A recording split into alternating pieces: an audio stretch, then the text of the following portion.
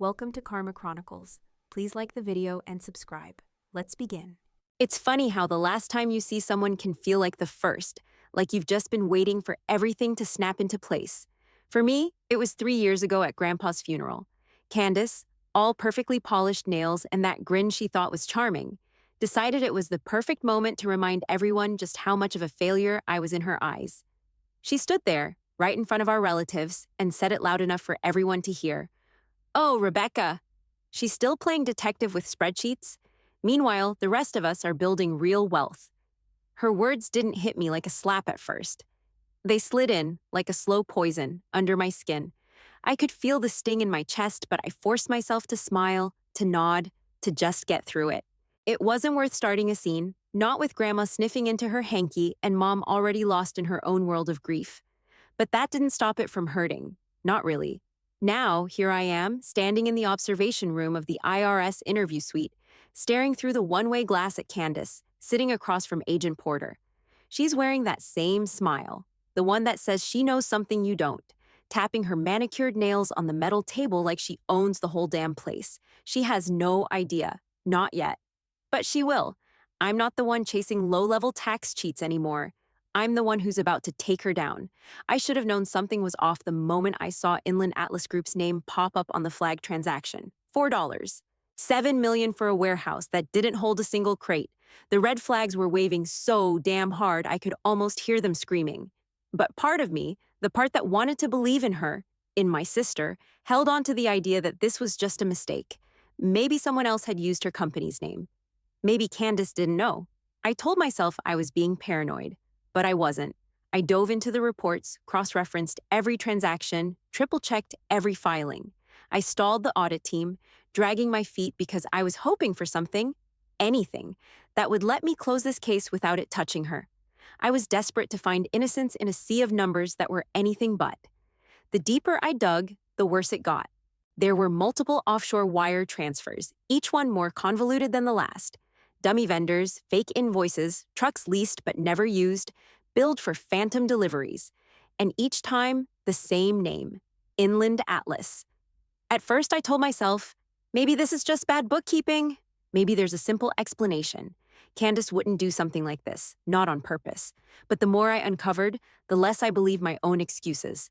This wasn't just sloppy work. This was planned. And then I found the shell companies. Dozens of them, based in places like Malta and Cyprus. They were linked to the same people, the same money trail that kept leading back to Inland Atlas.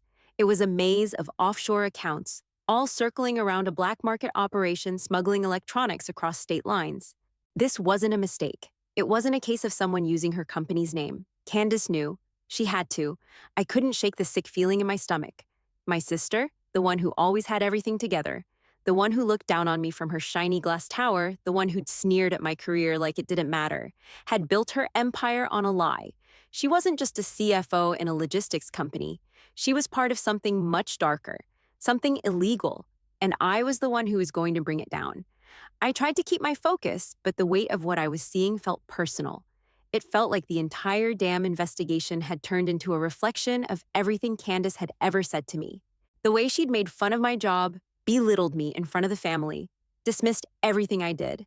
I wasn't just exposing fraud anymore, I was exposing her. I remember sitting at my desk staring at the screen, my fingers hovering over the keyboard, paralyzed for a moment. The screen showed a transaction, a wire transfer from Inland Atlas to a shell company with a name that made my stomach twist. The amount, $5 million. And the warehouse it was tied to, another one that had never seen inventory. I couldn't breathe. It wasn't just a few mistakes anymore. This was orchestrated, systematic. I didn't want to believe it. Hell, I tried not to. But the evidence didn't lie. Candace had been laundering money for a smuggling ring, hiding it all behind legitimate business practices. And now, I was the one about to expose her.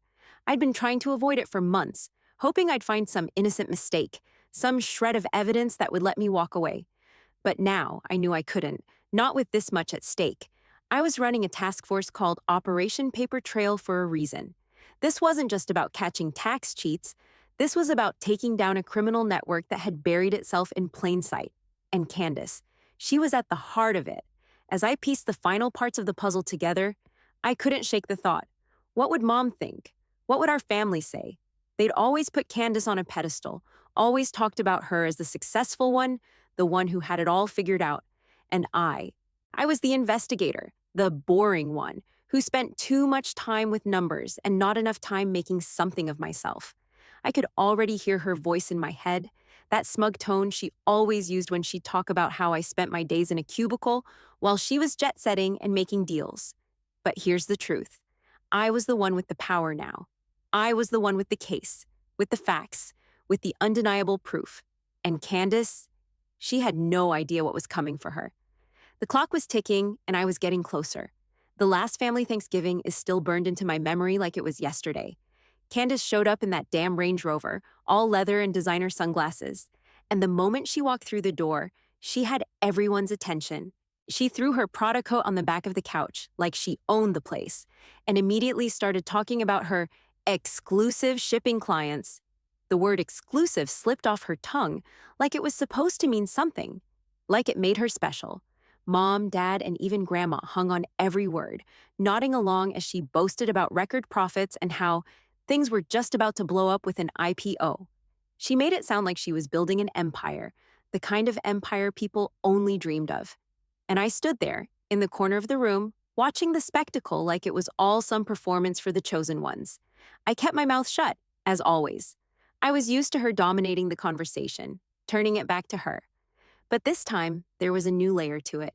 Something about the way she talked about her business didn't sit right. It was the little things, the details she left out, the way she tried to skirt around any real questions.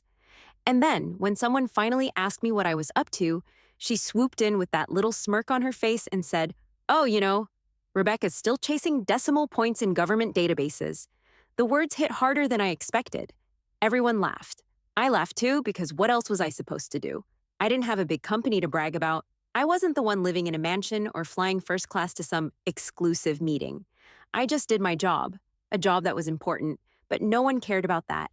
I could have said something. I could have tried to explain that my job wasn't about chasing numbers for the hell of it, but I didn't. I couldn't. Because the truth was, I was chasing something far bigger than anyone in that room could understand. I was chasing something that involved Candace, and the last thing I needed was to blow the investigation by revealing too much. So I kept quiet, letting her words hang in the air like smoke. But the more she talked, the more I started to notice the cracks in her story. Cash partnerships, she called them, fleet expansions without capital expenditure. None of it made sense. You don't just grow a logistics empire without spending money, without real investments. But she made it sound effortless, like she had the golden touch. I kept my eyes on her, watching her hands move as she explained how they'd streamlined operations and cut costs without explaining how. It was all show, all gloss. I knew better. The more I listened, the more I started to feel sick to my stomach. Everything she was saying sounded like smoke and mirrors, like a cover-up. Those exclusive clients she talked about, I hadn't seen any contracts, the fleet expansions, no paperwork to back it up. It was as if her company existed on paper but not in reality, and no one seemed to notice. They just nodded, asking her more questions about how amazing everything was, about how they were on track to be the next big thing. I kept my mouth shut, but I could feel the frustration building in me, the way it always did when she twisted the truth into something shiny and perfect. I wasn't just the auditor anymore. I wasn't the one who played with spreadsheets. I was the one who could see through all the glitter. The thing was, I didn't know for sure. Not yet. I had my suspicions. Lots of them. But nothing concrete. Still, I couldn't shake the feeling that I was watching the beginning of a story I had already started writing. Candace's empire wasn't as solid as it seemed. And I was the one who'd prove it. I didn't say a word the rest of the night. I just watched her, knowing what I knew now. And it stung. The way she'd always dismissed my work, the way she'd belittled me. It was worse now, knowing that, beneath all the pretense, Candace had been hiding something much darker, and I was the one who was going to uncover it all. That holiday, that dinner, that moment, it was the last time I would let her get away with it. The deeper I dug, the more it felt like the walls were closing in. Every day the evidence piled up, each new document confirming what I had been suspecting all along. I thought maybe I was wrong, that it would turn out to be some kind of mistake, but that was just denial. This was no accident. This was a carefully constructed web of lies. I stood in the conference room, staring at the massive digital display showing the financial trail we'd uncovered. Tax filings, falsified invoices, fake vendor accounts, it was all there. Inland Atlas had funneled over $58 million through layered accounts. The transactions had been designed to hide money, to make it seem like legitimate business, but the contracts, non-existent. The shipments, paper trails of deliveries that never happened. The worst part, it was working. I ran my finger along the digital screen, tracing the lines of transactions between offshore companies. Malta, Cyprus, all the usual suspects, places where money like this could disappear, just slide into a black hole and never be traced. But we traced it. We traced it all, every transfer, every shell company set up to wash smuggled electronics money. Inland Atlas was a clean, polished front for one of the largest black market operations I'd ever seen. The forensic accountants had flagged over 400 individual transactions, but it wasn't the numbers that got to me. It was the names. Candace's name, over and over appearing on transfer authorizations. Not just one or two mistakes, not the kind of errors that can be chalked up to delegation or a busy schedule. Her signature was on them. The same looping C at the bottom of every document. Consistent. Too consistent. I leaned back in my chair, the weight of it pressing down on me. Candace hadn't just been in the dark about this, she'd known. She'd been pulling the strings. She'd been the one making sure the money flowed, making sure it stayed out of the hands of the authorities. And now, here I was holding the smoking gun. I couldn't let it go. I couldn't convince myself this was an accident anymore. I dug deeper, pulling up internal company chats that had been flagged during the investigation. A few simple lines stood out, like whispers of guilt in a sea of corporate jargon. Make sure it doesn't ping customs again. Another message, can we move the shipment through a different port? Last one raised a red flag. They didn't even try to cover it up. No attempt to mask the truth. No doubt in their minds. They knew exactly what they were doing. Candace knew exactly what she was doing. This wasn't a matter of poor management or oversight. This was deliberate. I could almost feel my pulse pick up as I pieced it all together. Candace had set it all in motion, watched it grow, and reaped the rewards. And she'd been doing it right under the noses of her clients, her colleagues, her family. It was sickening. I walked over to the whiteboard where we'd been mapping everything out, pulling the pieces together. I had a file full of bank records that detailed the purchases from cartel-run black market factories in Colombia and Brazil. Electronics, stolen goods, stuff that was never meant to hit the market. And yet, there it was, flowing through her company's accounts like it was just another shipment. The more I looked, the clearer it became. Inland Atlas wasn't just involved in tax fraud. This was trafficking, smuggling. They'd built an entire operation around laundering stolen goods, all while hiding behind legitimate contracts and cargo paperwork. They'd been doing it for years. And Candace had been at the helm. The silence in the room felt suffocating. I could almost hear my own heartbeat thumping in my ears. My fingers hovered over the keyboard, ready to pull up the final report. One more step, and this would be real. Candace's empire was crumbling, and it was all because of her greed, her need to stay on top, to prove something. To everyone. I didn't feel sorry for her. I didn't feel guilty. I just felt the weight of knowing that when I walked into that interview room, there was no more hiding. There was no way out for her now. I watched through the one-way glass, my stomach tight. Agent Porter sat across from Candace, the cold, clinical light of the interview room making her designer suit look out of place. She sat there, all cool confidence, like she was too important for this, too big for the IRS. It was like she didn't even realize the storm coming for her. Porter was calm, steady, methodical. But Candace, she was already dismissing him. "I'm a logistics executive, not a tax accountant," she said. Like that explained everything. Her voice was smooth, but the edges were starting to fray. She leaned back in her chair, flipping her hair like she was still holding court at a board meeting, not sitting in a sterile interrogation room. She glanced at the stack of documents in front of her, not even pretending to be impressed. "Honestly, the IRS is wasting taxpayer money on this nonsense. I don't even handle the books. I manage the operations." I could hear Porter's patience starting to wear thin through the glass, but he didn't break. He just slid a folder across the table, right in front of her. "Let's talk about your warehouses then. These spaces you've signed for but never used." Candace's fingers twitched, but she kept that damn smile. I don't micromanage vendor relationships, she said smoothly, as if that was some kind of bulletproof excuse. Like I didn't already know the company was running a shell game. Porter didn't give her time to relax. He pushed the folder aside and pulled out a set of photos. The first was a shot of a warehouse, her signature on the lease, empty. The second, a bank record showing a transaction to that same warehouse. More money, no inventory. Candace didn't even flinch. She just kept repeating the same line. I don't handle day-to-day operations. That's someone else's responsibility. She was trying to run out the clock. Like if she just stuck to her script long enough, she could wiggle her way out. I tapped the mic, giving Porter the signal. Not yet. Show her the payroll files, I whispered to myself, fingers already tapping the keyboard to pull up the spreadsheet we'd flagged. Porter was in sync. He pulled the next set of documents from the folder and slid them across the table. This time, it was a list of employees, a payroll file that didn't belong in a company like hers. Candace didn't notice at first. She glanced down at the list without really focusing, too busy with her defense. But then, her eyes froze. Her face didn't shift much, but I could see the tension in her posture, the way she straightened her back like someone had just dropped an ice cube down her shirt. The spreadsheet was littered with names of employees who didn't exist, aliases that traced back to known cartel members. There was no avoiding it now.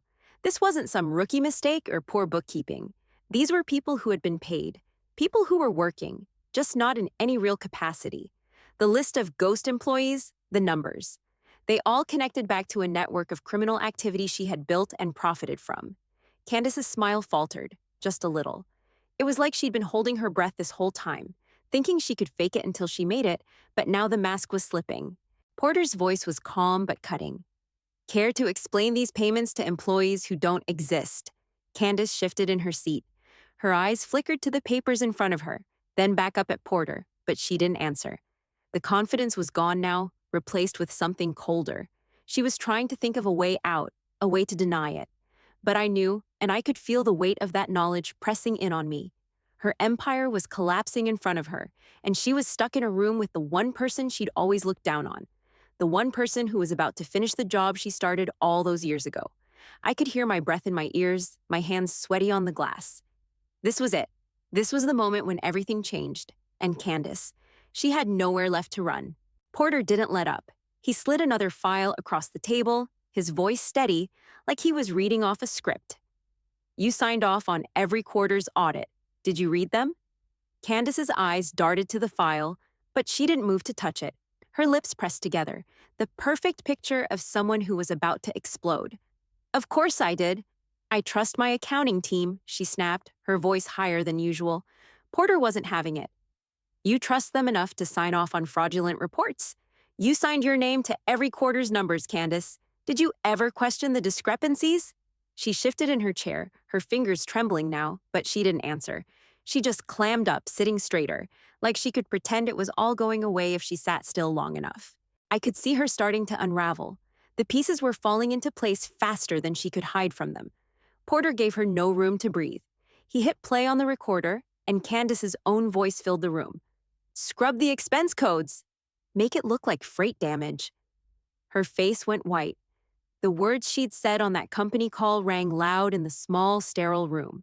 I could see the tremor in her hand as she reached for the desk, clutching it like it could steady her. I never meant, she started, but her voice broke off. She stopped herself, looking from the recorder to the folder to Porter. That was just a one-time thing. I didn't know. Then why did you tell them to do it, Candace? Porter pressed. You gave the orders. Her eyes flickered.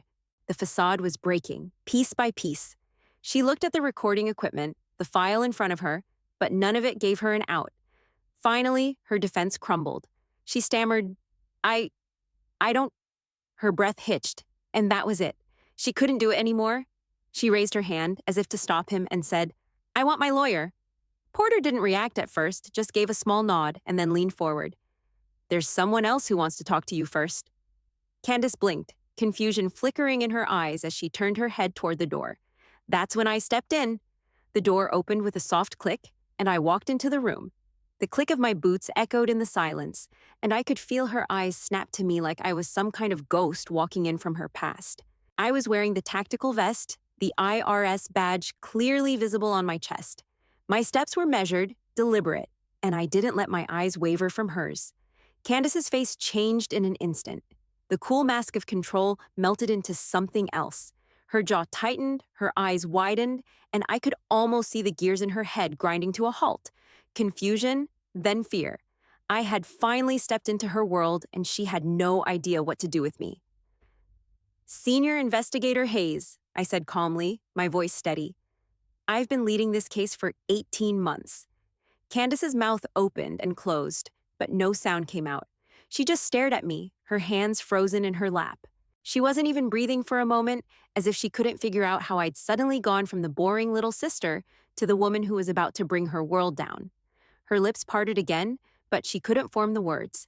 I waited a beat, just letting the silence stretch, before I said it. "You're not just an auditor?" Her voice was weak now, like she was already trying to backpedal, trying to make sense of it. I shook my head slowly. "No." I took a step closer, letting the finality of my words settle in. "I'm the one bringing your empire down." Her eyes shifted to the documents, the ones she couldn't explain away anymore. And I knew, just by the way she looked at them, that she understood. This was it, the beginning of the end. The empire she'd built on lies and smuggling was about to collapse, and I was the one holding the wrecking ball.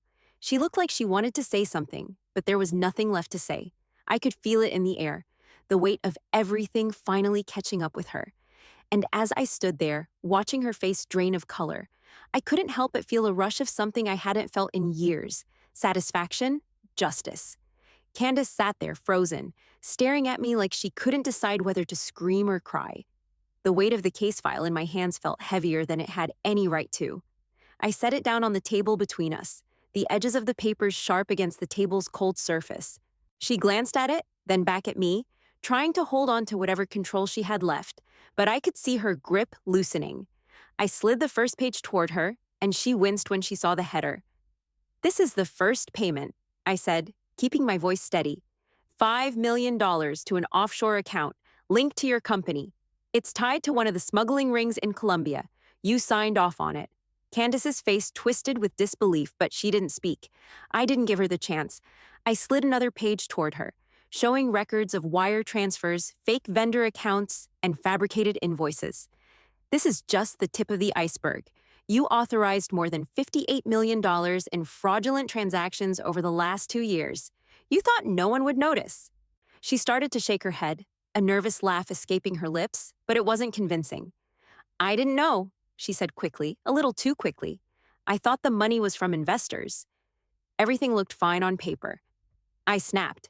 "You didn't wonder why someone paid $3 million in cash for unregistered shipping equipment." The words came out harsher than I meant, but I didn't care. I was past the point of softening it for her. Candace flinched, but she didn't answer. Instead, she looked at the papers again, like maybe they'd change if she stared hard enough. But there was no escaping it now. The truth was laid out right in front of her. Every line a nail in the coffin of her carefully constructed world. The room was silent for a beat, the tension thick in the air. Then, something inside Candace broke. Her lips trembled, and the first tear slipped down her cheek. She wiped it quickly, but there were more coming. "I didn't want this," she whispered, her voice cracking. "I didn't know it would get this big." "But the commissions were huge, Rebecca. Everyone in the industry cuts corners. I was just trying to keep up, to make sure I had something." I leaned forward, my hands pressing against the table, my voice low but sharp. "You built a business on criminal money, Candace. You built it on stolen goods, on lies. And all this time, you looked down on me. You called my work boring, insignificant." The words burned as I said them, like I was finally releasing all the resentment I'd kept bottled up for years. "I spent years chasing the truth while you played with people's lives." "And for what?" "So you could look successful." Candace flinched again, but this time, I didn't feel sorry for her. Not anymore. She stared at the indictment paperwork now, her hands shaking as she reached for it, her fingers grazing the sheet like she couldn't believe it was real. Her gaze darted between the page and my face, but her mouth stayed shut. "Rebecca," she said, her voice barely above a whisper, "you're really going to let them arrest me?" I didn't answer right away. I let the question hang in the air between us, let her hear the weight of it. She was still grasping for some way out, some escape route, but there was nothing left. Finally, I said it, my voice calm but unyielding. I already did. She stared at me like I'd slapped her, like she didn't understand how we'd gone from family to this. But the truth was, she'd crossed a line I couldn't ignore. She could cry, she could beg, but it wouldn't change anything. Her empire was falling apart, and I was the one who had brought it down. I walked through the building, and the stairs started the moment I stepped off the elevator. I didn't have to look to know they were all watching. Some of them nodded. A few even stopped to shake my hand, their voices thick with respect. Others kept their distance, but I could feel the weight of their gazes, a mix of admiration and something else I couldn't quite place. I'd spent 18 months chasing down Candace's empire, and now the fallout was settling in. The case was closed. The work was done. As I passed one of the offices, my phone buzzed in my pocket. I pulled it out, glancing at the screen. It was from the Joint Task Force group chat. Case closed. Solid work, Hayes. Drinks tonight. I couldn't help but smile, even if it felt a little hollow. I typed a quick response. Thanks, but not tonight. Maybe later. I'd been so focused on the job for so long, I hadn't thought about how it would feel once it was over. There was a weight, a strange emptiness now that I wasn't chasing leads, digging through financials, or interviewing witnesses. The adrenaline had faded, and the buzz of victory felt distant. As I walked toward the exit, I could already see the media vans lining the street outside, their satellite dishes trained on the building like vultures waiting for a feast. The press would be all over this, and I wasn't looking forward to the attention. But there was nothing I could do about it now.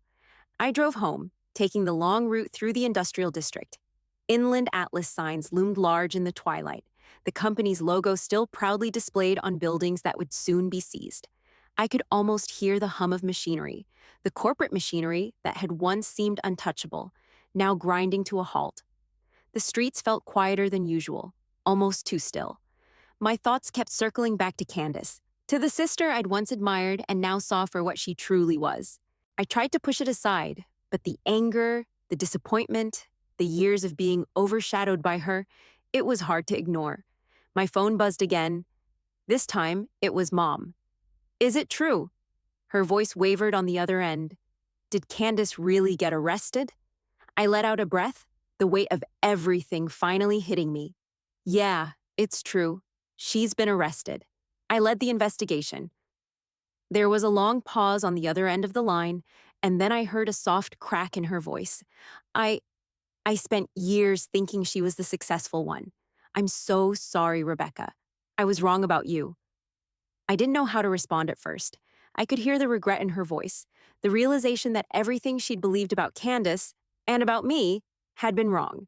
It wasn't just about the case anymore. It was about everything that had been left unsaid for years.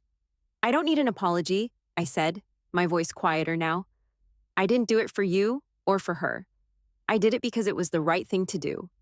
There was another pause, and then Mom's voice, softer this time, filled the silence. I know. I'm sorry, Rebecca. I should have seen you for who you really are. I didn't respond immediately. Instead, I let the silence stretch between us. Not because I didn't want to say anything, but because for once, I didn't need to.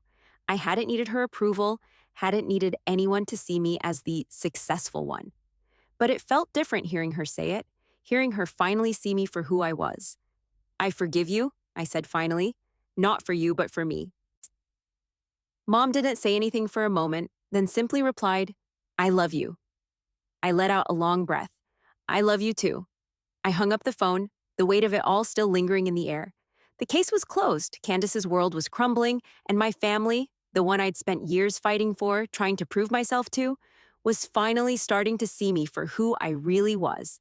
But for the first time in a long time, it didn't feel like I needed to prove anything anymore. I sat at my desk, flipping through the press briefing materials for the next day's announcement. My fingers paused over the official release, where my name stood out in bold print. Lead investigator, Rebecca Hayes, IRSCI. I had to read it twice before it sank in. My name, right there. The one I'd spent so many years pushing to the side, trying to fit into a family that barely noticed it. The one Candace had always looked down on. Now it would be everywhere, beside Candace's mugshot, the one that would dominate the headlines. It wasn't victory, not exactly. It wasn't the loud, brash kind of triumph you see in movies. No, this felt quieter, more real. This was justice, not just for the case, but for me too. For all those years I'd spent in the shadows of a family who thought nothing of me except as the quiet one, the boring one. The press would never tell the full story. They'd see my name and her mugshot, but they wouldn't know the years of being dismissed at dinner tables, the way they'd always fawned over Candace like she was some kind of golden child. They wouldn't understand the years I'd spent fighting, working in a job no one saw as important, until now. I closed the folder slowly, my hand lingering over the top. The case was closed. The weight of it wasn't pressing down on me anymore, but there was still something heavy in the air. It was the quiet kind of weight, the one that comes after a storm has passed, but the air is still thick with the aftermath. I turned off my phone. The glowing screen dimmed, and for a moment it felt like everything else faded. No more calls, no more texts, no more needing to prove anything. I looked out the window, watching as the sun dipped below the horizon. The city outside was bathed in golden light, the streets quieting as the day gave way to night. For the first time in what felt like forever, I felt like I could breathe. The world was still moving, but it was a little more honest tonight, a little more clear. I leaned back in my chair, letting the stillness settle around me. This wasn't the kind of ending I'd ever expected, but it was the kind I'd earned.